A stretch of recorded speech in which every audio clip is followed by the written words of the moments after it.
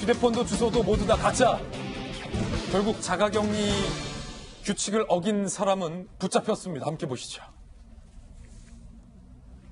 사우나에서 잡혔어요. 아유, 참 자가격리 중 고 2주인데 꼭 사우나 가셔야겠습니까? 2주를 못 참아서 처벌받잖아요. 본인 손해잖아요.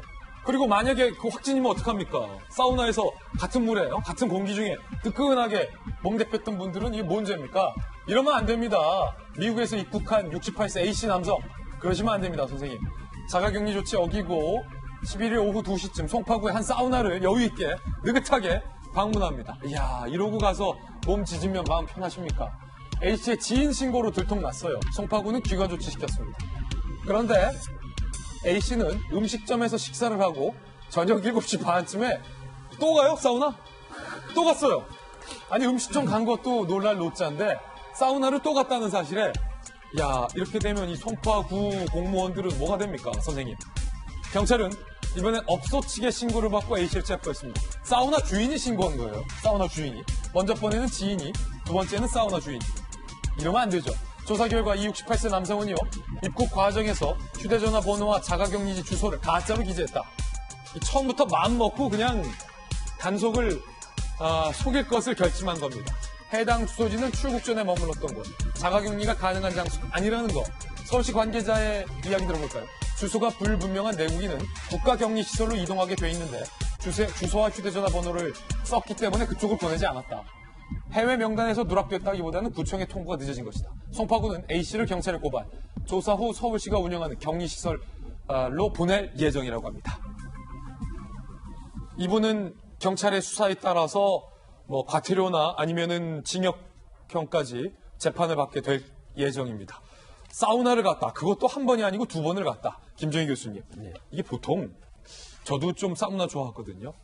좀 몸도 답답하고 근질거리고 또 해외에서 입국했고 외국엔 사우나가 없으니까 자가격리 하다 보면 사우나 가고 싶은 마음은 있어요. 그런데 한 번도 아니고 두 번씩이나 갔다. 이거 대놓고 사실상 조롱한 거 아닙니까? 규칙을. 아마 본인이 양성이 아닐 거다라고 확신한 것 같습니다. 어떤 근거도 없이. 아마 그랬기 때문에 저런 행동을 했지, 본인이 양성의 가능성이 있다라고 조금이라도 생각했으면 저런 행동을 못했을 걸로 보는데, 일단 개개인마다 생각이 다르고 어떤 그런 것들이 기준이 다르기 때문에 이런 것들을 법적으로 어떻게 통제를 하느냐가 관건이거든요. 더구나 미국이에요. 그 난리난 미국. 예, 그러니까 충분히 감염의 가능성이 있는 사람인데, 저는 개인적으로 이분 잘못했고 나중에 법적인 처벌을 받아야 됩니다. 근데 그거에 앞서서 시스템을 좀 정비할 필요가 있다라는 생각을 가지고 있어요. 그러니까 저는 지금까지 공항에서 주소지나 전화번호를 적을 때 전화번호를 확인하는 거라고 생각을 했거든요. 근데 지금처럼 허위 기재를 했을 때 그걸 확인 안 하고 귀가 조치하는 게 이게 맞느냐라는 생각이 들어요. 마음대로 적으면 이 같은 사례 나올 수 있다. 그렇죠. 그러니까 처음에 이제 전화번호를 적었을 때 그거를 전화를 해서 확인을 하고 그 다음에 자가격리지로 보내던 아니면 시설격리를 하던 이런 조치를 취했어야 되는데 그런 거 없이 그냥 이분을 자가격리지로 보냈다라는 게 일단은 좀 잘못이라고 생각을 하고요. 그리고 주소지를 적었을 때 실제로 이제 각 지자체별로 담당자들이 하는 걸로 알고 있거든요. 귀가 조치를 하는 걸로 알고 있는데 그때 당시에 기재한 주소지하고 안 맞다라는 걸 알았을 때인데 이 부분이 여러 가지가 미스테리예요. 미스테리예요. 구멍이 좀 많다. 네, 그래서 이러한 부분은 반드시 보완을 할 필요가 있고, 이제 보도되는 내용에 따르면 이제 서울시에서 중대본에 이 부분에 대해서 재발 방지를 건의를 했는데 이제 서울시에서 중대본에 야, 니들 뭐냐? 이거 다 가짜인데 그냥 집에 보내냐? 네, 그랬더니 이제 법무부 관계자 법무부는 실제로 행안부에 입국자 정보를 전달하는 역할이지 그 기재 사실이 허위인지 사실인지를 판별할 수가 없다 이렇게 얘기를 하는데, 그러면 누가 판별합니까? 그러니까 이게 잘못돼요. 지금 과거의 심각 단계로 전환이 됐을 때 가장 장점이 뭐냐면 확실한, 그러니까 총리 주재의 컨트롤 타워로 해가지고 범부처 간의 협력이 유기적으로 이루어질 수 있는 단계가 심각 단계거든요. 그래서 요거는 과거에 저희 부처별로 서로 역할이 달랐다라면 지금은 그게 아니거든요. 원래 맡은 역할이 아니더라도 컨트롤 타워의 어떤 지시하에서 이게 유기적으로 협력이 이루어져야지만 이거는 법무부가 확실하게 해야죠. 그렇죠. 그러니까 그거를 해주고 실제로 확인을 예. 하고 인력이 부족하면 그 보건당국의 지원을 받아서라도 실제로 확인을 하고 그 전화번호가 맞는지를 보고선 이제 뭐 어떤 조치를 취했어야 되는데 그런 부분들이 빠져 있다 보니까 이러한 사례들이 나오는 거예요. 본인은 휴대폰으로 추적이 안 되니까 그냥 뭐 사우나도 가고 음식점도 가고 당연히 모를 거라고 생각했던 예. 거죠.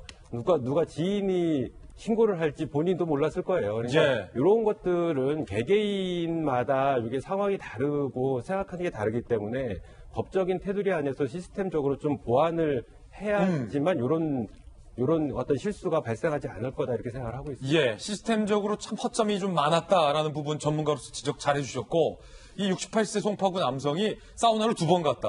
처음에 지인의 신고로 사우나 갔다가 송파구청 공무원들이 나와서 귀가 조치를 하니까 딱 식당 가서 저녁 먹고 다시 사우나를 가서 사우나 사장이 신고했다는데, 박성규 전 대변인께서 청와대에 계셨잖아요. 네. 그렇기 때문에 이러시지 말라고 한마디만 해주세요. 그러시면 안 되죠. 왜 저렇게 철이 없으세요? 68세면 나이가 되셨잖아요. 예, 제가 계속 강조합니다. 저분들 속이겠다고 맘먹으면 사실은 아무리 제도가 촘촘해도 그거 빠져나갈 사람들이 있어요. 막을 수 있는 방법 그래도 효과를 내려면 엄벌밖에 없습니다. 엄벌밖에 없는데 다시 강조합니다. 얼굴 공개해 주셔야 합니다. 왜 공개하느냐? 2가지 말씀드릴게요. 예. 하나는 본인들에게 책임의식 갖게 해야 합니다. 망신도 좀 줘야 돼요. 예. 2번째로 주변에 있는 사람들이 저 사람이 지금 자가격리 대상이라는 걸 인지할 수 있도록 도와줘야 돼요. 본인이 피하지 않으면 주변 사람들이라도 알아서 피할 수 있도록 만들어줘야 되는 거예요. 예, 제일 안타까운 것은 저분이 미국에서 온 거 모르고 주변에서 그냥 자연스럽게 어울릴 수 있는 사람들, 이분들은 무슨 죄가 있겠어요? 엄벌, 그 엄벌의 첫 번째 저는 얼굴 공개라고 믿습니다. 예.